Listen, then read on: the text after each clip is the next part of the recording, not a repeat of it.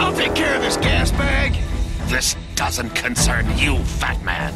Ah! Alright, hello ladies and gentlemen. This is my thoughts on Infamous for the PlayStation 3. Yeah, kinda just woke up, so I'm a little weird with the voice right now. So, okay, so Infamous is, I think, 3 to 4 years old now. It wasn't a launch title, but it was, I guess, one of the first PS3 games, like one of the first big exclusives. So Infamous is basically a superhero game. It's like a big sandbox city. You get electrical powers, and you pretty much just like go around doing missions and stuff. Overall though, it was like a 15 to 20 hour game.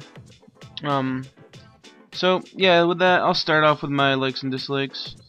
I didn't really notice anything that stuck out to me for negatives or for positives, but I did come up with like one or two. So with my first positive, it's fun playing a superhero. You are a superhero essentially. Even if you do play the bad guy, you basically you can do good moves or bad moves, and all that really does is affect your power-ups you get. It doesn't really affect the story or anything. But you play good, you get blue electric powers. If you play bad, you get red electric powers. It's pretty cool. You know, as the game goes on, you develop new powers like the ability to float, the ability to grind rails, the ability to use like a sniper bolt. Like you can charge up a shot and shoot it like long range. A couple other ones, like you get a rocket launcher, you get a grenade launcher. What's really cool is you're actually able to bring down like thunderstorms by the end of the game. That was pretty cool. So in the end, it's always just fun playing as a superhero character. Okay, now I'll get to my dislikes. I guess I'll start off with my biggest dislike. Yeah, this probably affected me the most out of all the things that I don't really like. The characters. The characters are boring, okay? The game starts off with you just getting thrown into this universe, right? You're Cole, I forgot Cole McGrath or something. You're like 30 or 50 years old. There's somewhere in between 30 and 50, and you're like a bike delivery guy, and you deliver packages, and basically you're delivering a package and it blows up, taking out like 10,000 people and giving you superpowers, basically. That sounds like an interesting concept, but I think Cole is just too old to fill the role. Like, they could have made it really cool. Like, it's like a younger guy, like late teenage. He becomes like, he gets his powers like same way, delivering a package probably, and he has to like learn to develop his powers, kind of like Spider-Man or something, or any teenage superhero. Instead, they kind of just give you the powers, skip to 15 days in the future, and you basically are a superhero at that point. You don't really know how he developed them that well, but you go from jumping off buildings and shooting lightning bolts and blowing up cars and stuff like that. That being said, I don't find Cole to be a very interesting character.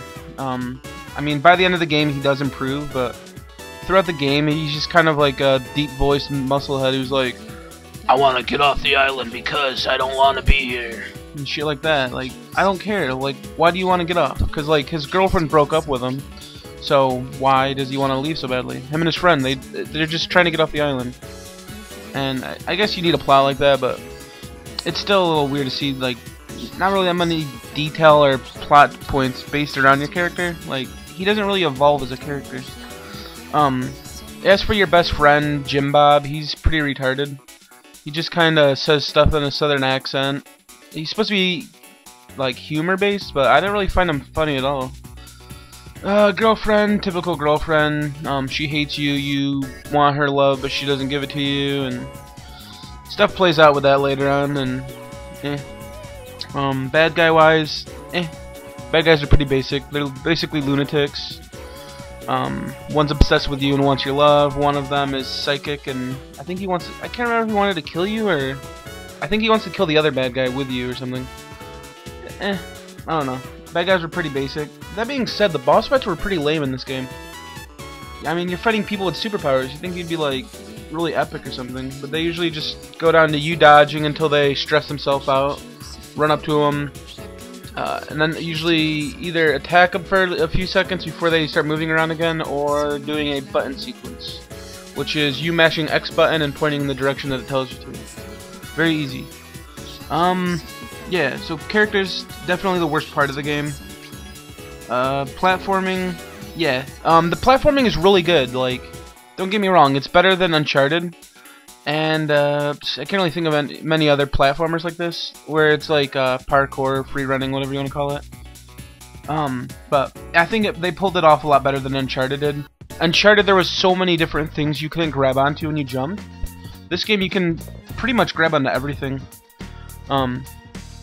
Plus, they give you a glide thing, which is where the game starts getting fucked up for me. Normally, there'll be puzzles where you have to like jump, then glide over to something to grab onto.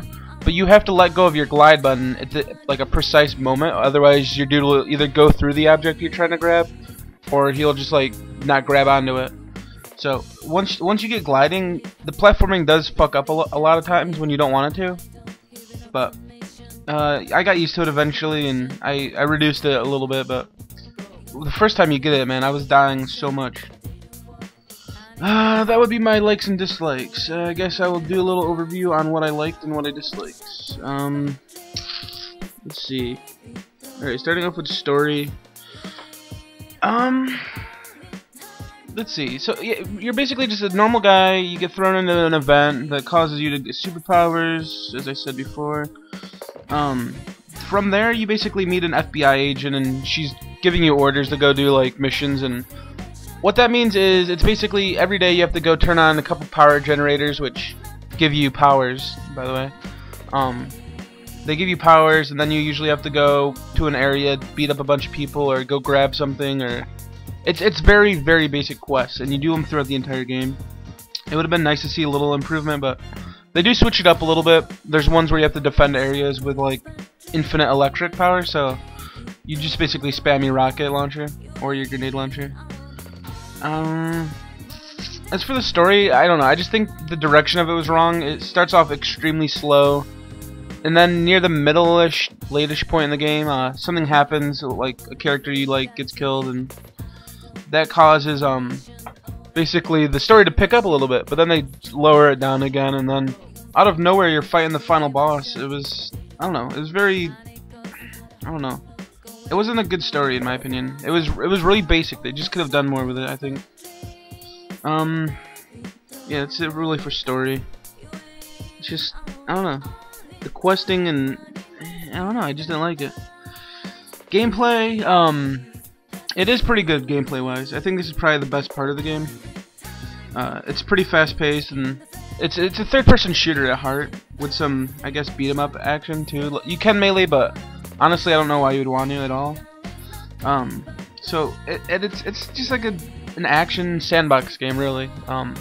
There's a lot of platforming. There's a lot of basically just running through cities doing mission.